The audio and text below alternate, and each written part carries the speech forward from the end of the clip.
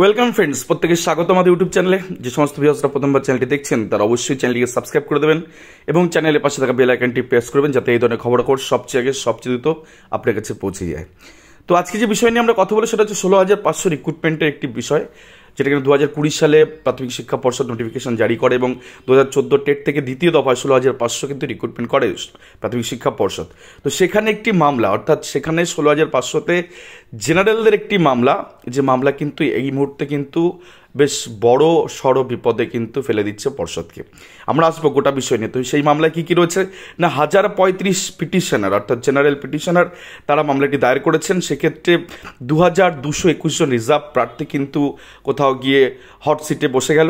এই মামলার চূড়ান্ত শুনানি আগামী 20 মে। আনরিজার্ভ সিটে কারা ঢুকবে পর্ষদকে কিন্তু এবার এটা পরিষ্কার করতে হবে, কারণ এরপরে আর পর্ষদের জায়গা নেই। মামলা হারলে বিপদ পর্ষদের পক্ষে, মামলা জিতলেও কিন্তু পর্ষদের পক্ষে একটা ভয়ানক বিপদ কিন্তু অপেক্ষা করছে। 11,765 প্যানেলও কিন্তু চ্যালেঞ্জের মুখে পড়ে গেল এই মামলার দৌলতে। তো সরাসরি আমরা মামলাটা দেখে নিই কোন মামলা রয়েছে। তো রিট পিটিশন 1056 অফ 2023 অচিন্ত ধারা and ORS and others versus the state of West Bengal and others, এই মামলা রয়েছে। এই মামলা দাখিল হয়েছিল 19/1/2023 সালে, অর্থাৎ এই মামলা কিন্তু বেশ পুরনো মামলা। তো এই মামলায় সিনপসিসে কি বলা আছে আমরা সেটাও একটু খেয়াল করে নিই। সিনপসিসে কী নিয়ে বিষয়টা লেখা আছে। তো synopsis of the case, your petitioner are moving in the instant writ application বা writ petition challenging the merit list dated 28 November 2022, অর্থাৎ 28 নভেম্বর যে 2022 তারিখে যে গোটা 16,500 এবং সেক্ষেত্রে 42,949 যে টোটাল 58,000 শিক্ষকের তালিকা বেরিয়েছিল সেটার উপর তার উপর বেস করে কিন্তু কেসটা হয়েছে। The ground of the violation of the reservation policy. তো রিজার্ভেশন পলিসি ভায়োলেশনে কেস করছে কারা না, জেনারেল প্রার্থীরা। কতজন পিটিশনার আছে এই মামলা আমরা সেটাও দেখে নেব। তো 1035 জন পিটিশনার একটি রিট অ্যাপ্লিকেশনে কিন্তু রিট পিটিশনে কিন্তু দাখিল করেছে, অর্থাৎ 1035 পিটিশনার রয়েছে এই মামলার ক্ষেত্রে versus the state of West Bengal service through the secretary school education department, Bikash Bhavan, Salt Lake city, এবং তার সাথে আরও অনেকগুলো নেসেসারি পার্টি আছে, 20টা ডিস্ট্রিক্ট এখানে পার্টি রয়েছে। আমরা চলে আসবো যে এই মামলার অ্যাকচুয়াল গ্রাউন্ড কী রয়েছে।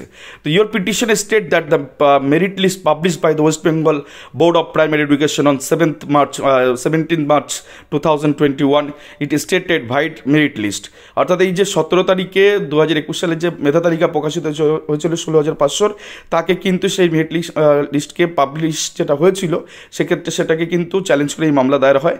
After getting the merit list dated 17 March 2021, the petitioner are able to find out the certain anomalies in the subject merit list on the ground of violation of reservation policy reservation rule as guaranteed under the articles 16(4) যে sub clause রয়েছে of the Indian constitution, অর্থাৎ ভারতীয় সংবিধানের 16(4) নম্বর আর্টিকেলকে violation করে এই মেধা তালিকা তৈরি হয়েছে, এমনটাই পিটিশনারদের দাবি। তারা কিন্তু এই মর্মে যে 16 মার্চ 2021 সালে যে মেধা তালিকা প্রকাশিত হয়েছিল 16,500, সেটাকে চ্যালেঞ্জ করে কিন্তু এই মামলা দায়ের করেছেন। আমি আবারও বলছি, এখানে কিন্তু 1035 জন জেনারেল প্রার্থী কিন্তু রিজার্ভেশন মামলাটা করেছেন। এবার তারা যে প্রমাণস্বরূপ যেগুলো তুলে ধরেছেন, অর্থাৎ জেনারেল প্রার্থীরা যে মামলাটা দৌলতে তারা যেগুলো সামনে এনেছেন সেটা হচ্ছে number 1, according the list dated 17 March 2021 on Pranab Kumar Ghosh having roll number এত such and such secure 3rd rank, অর্থাৎ তিনি 3 নম্বর র্যাঙ্ক করেছেন গোটা আনরিজার্ভ প্যানেলে, the unreserved category merit list. The said Pranab Kumar Ghosh is originally on OBC B category, but after getting the marks obtained by the said Pranab Kumar Ghosh in his state examination 2014, the detail of the marks provided terms of the notice dated 28 November 2022 তারিখে বেরিয়েছিল। The petitioner came to know that he scored 89, অর্থাৎ এই 89 পেয়ে তিনি কেন একবার যেহেতু টেটে তিনি 90 নিচে পেয়েছেন, অর্থাৎ তিনি রিজার্ভেশনের সুবিধা তিনি একবার ভোগ করে নিয়েছেন, তো সেক্ষেত্রে এই প্রার্থী কী করে আনরিজার্ভ লিস্টে ঢোকে এই হিসাবেই মামলাটা অ্যাকচুয়ালি দায়ের হয়েছে। তো এটা গেল একটা সার্টেন জিনিস। এরপরে আমরা আরেকটা দেখে নেবো, আরেকটা সেগমেন্ট এরকম প্রচুরভাবে সাজানো আছে গোটা কেসটায়। তো আমরা আরেকটা খেয়াল করবো, on Priyanka Saha having roll number such and such secured 18 rank, অর্থাৎ আনরিজার্ভ সিটে আনরিজার্ভ যে লিস্ট বেরিয়েছিল সেখানে তিনি 18 র্যাঙ্ক করেছিলেন, আনরিজার্ভ ক্যাটাগরি মেরিট লিস্ট।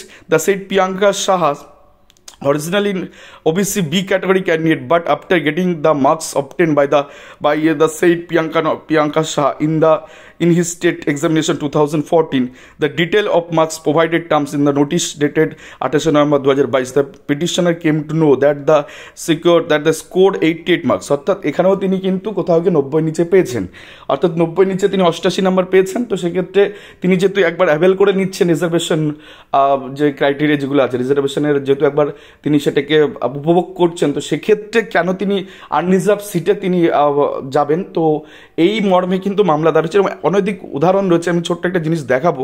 যেমনভাবে যে রোল নাম্বার 1 থেকে শুরু করে, মানে রোল নাম্বার একটা দেওয়া আছে 1, 2, 3 থেকে শুরু করে, যে 1 হয়েছে প্রণব কুমার ঘোষ, তিনি 89 পেয়েছেন। প্রিয়াঙ্কা শাহ আমরা যেমন দেখলাম 88 পেয়েছে, তেমন মাধুরী গোপ তিনি 88 পেয়েছেন।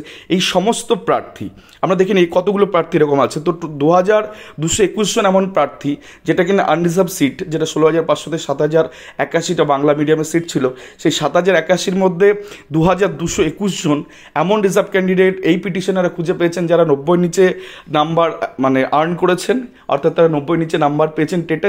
সেক্ষেত্রে তারা যেহেতু ছাড় নিয়েছেন একবার রিজার্ভেশনে, তাহলে তারা সেক্ষেত্রে আনরিজার্ভ যে সিট অর্থাৎ 7,081-র মধ্যে তারা ঢুকতে পারবে, তারা তো চাকরিটা পাবেন কিন্তু নিজের ক্যাটাগরিতে গিয়ে কোথাও চাকরি পাবেন, এই মর্মে কিন্তু তারা মামলা দায়ের করেছেন। আমরা আরেকটা বিষয় খেয়াল করবো কীভাবে দেওয়া রয়েছে, এই যে 28/11 যে 2022-এর যে মেধা তালিকা কী করে দিয়েছিল। এখানে আমাদের দুটো নাম একটু দেখার চেষ্টা করবো। একদম সেকেন্ড পজিশনে একজনের নাম আছে শোভনগিরি, তিনি ওবিসি প্রার্থী, তিনি কিন্তু টেট স্কোর 2.933, অর্থাৎ তিনি 90 নিচে পেয়েছেন কিন্তু তিনি আনরিজার্ভ সিটে ঢুকে বসে আছেন। তো মোদ্দা কথা, যারা রিজার্ভ ক্যাটাগরি তারা যদি 90 নিচে টেটের নাম্বার পান, তাহলে সেক্ষেত্রে প্রাথমিক শিক্ষা পর্ষদ তাদের এই বিষয়টা তাদের কাছে only TET is a qualifying nature হিসেবে তারা এটাকে মান্যতা দিয়ে তারা কিন্তু করেছেন। অর্থাৎ আমরা যদি দেখিনি 16,521 তারিখের 2021 যে তালিকা বেরিয়েছিল 17 মার্চ, সেটা কেমনভাবে দিয়েছিল, সেটা এরকমভাবে দিয়েছিল। আমরা একজনের নাম একটু খুঁজে পেলাম, প্রণব কুমার ঘোষ, যিনি ওবিসি বি প্রার্থী 3rd র্যাঙ্ক করেছেন। তার ক্ষেত্রে যখন 28/11 ব্রেকআপ তালিকা বেরোলো, তখন দেখা গেল প্রণব কুমার ঘোষ তিনি 89 পেয়েছেন, টেটে তো 90 নিচে পেলেন। যদি প্রাথমিক শিক্ষা পর্ষদ যদি এই মান্যতা দিত, অর্থাৎ TET is a qualifying nature, এটা যদি প্রাথমিক শিক্ষা পর্ষদ মেনে হয়তো এরকম একটা প্যানেল তৈরি করেছে, অর্থাৎ প্রাথমিক শিক্ষা পর্ষদ এখানে টেটে কেউ 90 নিচে পেলে বা এজ রিল্যাক্সেশন নিলে, তো সেক্ষেত্রে তাকে আলাদা করে নিজের ক্যাটাগরিতে রেখে দেবে। যদি কেউ সুবিধা নিয়ে থাকে রিজার্ভেশনের, তাহলে সে পরবর্তীকে আনরিজার্ভ সিটে ঢুকতে পারবে না। এইরকম কিন্তু কিছু করেনি 16,500-র ক্ষেত্রে, এবং 11,765-তে সেম তাই। আমরা একটু প্যানেলটা দেখার চেষ্টা করবো। দেখো 7,081 জেনারেল, কাস্ট হচ্ছে জেনারেল, আর ক্যাটাগরি হচ্ছে আনরিজার্ভ। তো আনরিজার্ভ সিটে কিন্তু কোথাও গিয়ে এই সমস্ত রিজার্ভ ক্যান্ডিডেটের যারা সুবিধা নিয়েছে, রিজার্ভেশনের যারা সুবিধা নিয়েছে, তাদের কিন্তু এখানে আর নিজের ক্যাটাগরিতে রাখেনি, এটা সরাসরি কিন্তু আনরিজার্ভ সিটে দিয়েছে। তো প্রাথমিক শিক্ষা পর্ষদ কোথাও গিয়ে TET is a qualifying nature এইভাবে ভেবেই হয়তো তারা এগিয়েছে। এই মামলা কিন্তু এই ভাবনার বিপক্ষে গিয়ে মামলা, অর্থাৎ এই যে প্রণব কুমার ঘোষ এই মামলাটা যারা দায়ের করেছেন জেনারেল প্রার্থীরা, তারা বলতে চাইছেন যে একবার যদি রিজার্ভেশন সুবিধা কেউ নিয়ে থাকে, তাহলে সেক্ষেত্রে কিন্তু তাকে তার নিজের ক্যাটাগরিতেই তিনি যাবেন।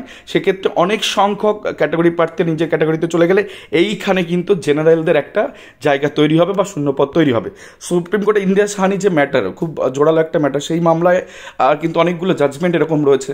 আবার অনেক ক্ষেত্রে সুপ্রিম কোর্টেরই 2-3টে অর্ডার আছে, এক কোথাও গিয়ে TET is a qualifying nature, আবার কোথাও গিয়ে টেটের কেউ যদি সেখানে রিজার্ভেশনের ছাড়পত্র নেয়, তাহলে তাকে নিজের ক্যাটাগরিতে যেতে। 2 রকম 3 রকম অর্ডার অ্যাকচুয়ালি সুপ্রিম কোর্টের তরফ থেকে আছে। তো এই মামলা কোন দিকে যায় সেদিকে তো আমাদের অবশ্যই নজর থাকবে। এবার আমরা চলেছি 11,765 প্যানেল নিয়ে। এই প্যানেলে আমরা দেখতে পাচ্ছি অ্যাকচুয়ালি প্যানেলটাই অপরিষ্কার, তো এখান থেকে পরিষ্কার করে দেওয়া গেল না। আমি একটু ছোটো করে দেখানোর চেষ্টা করবো যে 43 নম্বরে যিনি রয়েছেন তার স্কোর কোথাও গিয়ে টেটে 2.73, অর্থাৎ এইটা কিন্তু টোটাল এই যে 3,140 জনের যে আনরিজার্ভ তালিকা 11,765-তে বেরিয়েছিল, সেখানে 43 নম্বর র্যাঙ্ক এবং 47 নম্বর র্যাঙ্কে যিনি রয়েছেন তার স্কোর হচ্ছে 2.87 টেটে, অর্থাৎ এরা প্রত্যেকেই এরকম প্রচুর সংখ্যক আছে যারা কিন্তু টেটে 90 নিচে পেয়েছেন, অর্থাৎ 11,765-তে টেটে 90 নিচে পেয়েও কিন্তু বহু সংখ্যক সংরক্ষিত প্রার্থী তারা কিন্তু আনরিজার্ভ সিটে ঢুকেছে। তাহলে দুটো আমরা জায়গা দেখলাম, একটা হচ্ছে 16,500 এবং 11,765, দুটো রিক্রুটমেন্টের ক্ষেত্রে টেটে 90 নিচে পেলে তাদেরকে আনরিজার্ভ সিট বা জেনারেল সিটে কিন্তু দেওয়া হয়েছে। এটা একটা বিষয়। আর যদি আমরা 2016 সালে চলে যাই, সেক্ষেত্রে জেনারেল সিটটায় কোনো SC ST OBC কাউকে ঢোকানো হয়নি। সে যদি টেটে 90 বেশিও পায় তাও তাকে ঢোকানো হয়নি, যদি কেউ টেটে 90 নিচে পায় তাও তাকে ঢোকানো হয়নি। কেউ যদি বয়সের ছাড়পত্র নিয়ে থাকে তাকে ঢোকানো হয়নি, কেউ যদি বয়সের ছাড়পত্র না নিয়ে থাকে তাকে তো ঢোকানো হয়নি। তো 3টে রিক্রুটমেন্ট 3 রকম দিকে অ্যাকচুয়ালি গেছে। তো দুটোর রিক্রুটমেন্ট অ্যাকচুয়ালি একরকম গেছে। 11,765, 16,500 সিমিলার, কিন্তু 42,949 একটু আলাদা। তো যাই হোক, এই মামলা আমরা দেখতে পাচ্ছি এই WPA নাম্বার 1056/2023 3টি বেঞ্চ পরিবর্তন করে এই মামলা বর্তমানে কোর্ট নাম্বার 22-এ রয়েছে অনিরুদ্ধ স্যারের বেঞ্চে, এবং তার writ petition shall appear under the heading of hearing. Actually এই হিয়ারিং ডেট ঠিক হয়ে যাওয়া মানেই এর ফাইনাল হিয়ারিং একটা বা দুটো দিনে কিন্তু এই মামলা নিষ্পত্তি হয়ে যাবে, যেটা কিনা 20শে মে 2024 তারিখে কিন্তু এই মামলা উঠতে চলেছে জাস্টিস অনিরুদ্ধ রয় বেঞ্চে।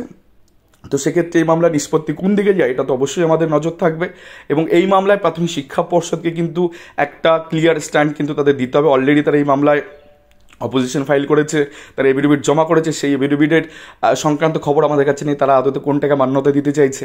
তো মোটামুটি মধ্য কথা এই মামলা যদি দাঁড়িয়ে যায় তাহলে সেক্ষেত্রে, বা মামলায় যদি জিতে যায় পিটিশনাররা, তাহলে সেক্ষেত্রে 16,500-এর যে সমস্ত ক্যাটাগরি প্রার্থীরা আছে তারা বিপদে পড়বেন, আর 11,765-তে যারা ক্যাটাগরি প্রার্থী আছে তারা বিপদে পড়বেন। কিন্তু এই মামলায় যদি পিটিশনাররা হেরে যান তাহলে সেক্ষেত্রে কিন্তু কোথাও গিয়ে 2016 সালের যে রিক্রুটমেন্ট হয়েছিল 42,949, যেখানে আনরিজার্ভ সিটে কোনো রকম SC ST OBC কাউকে ঢোকানো হয়নি, সেখানে গোটাটাই উল্টে যাবে ব্যাপারটা। তো এই মামলা কিন্তু আগামী দিন রিজার্ভ ক্যান্ডিডেট এবং জেনারেল প্রার্থী প্রত্যেকেরই পাখির চোখ হিসাবে কিন্তু দেখা উচিত, কারণ এই মামলার ফাইনাল জাজমেন্ট যেটা আসবে প্রাথমিক শিক্ষা পর্যায়ে যেটা মেনে নেবে, 3টে রিক্রুটমেন্টের উপর কিন্তু এর প্রভাব পড়তে চলেছে।